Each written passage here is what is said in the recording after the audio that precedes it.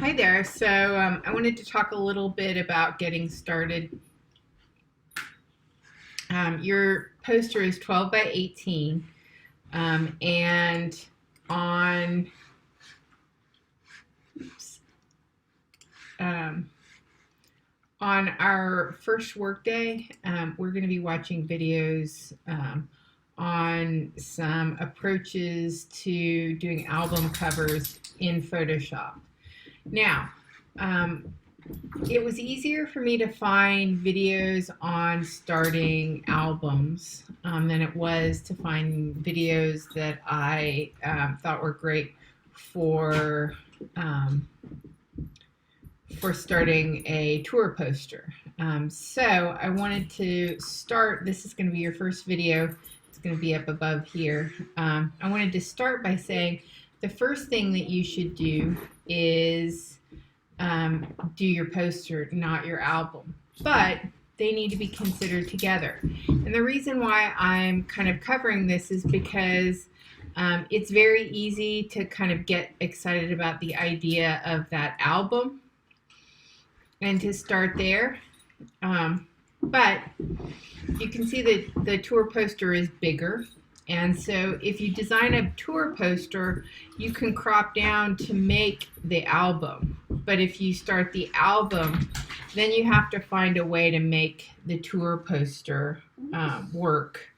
And sometimes that requires, especially if you're doing a lot of collage, which I encourage you to explore, if you're doing a lot of collage, it requires that you do a lot of reworking. So it is in your best interest to start with the poster, even though I am showing you those, how to make an album videos.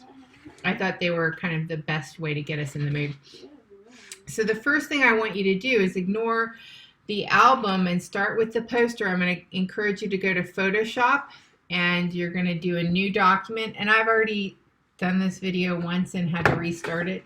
Your document is 12.25 inches by 10.25. Now your poster is actually 12 by 18, but you know that we always have 1/8 of an inch all the way around to make sure that we have the ability to have some bleed.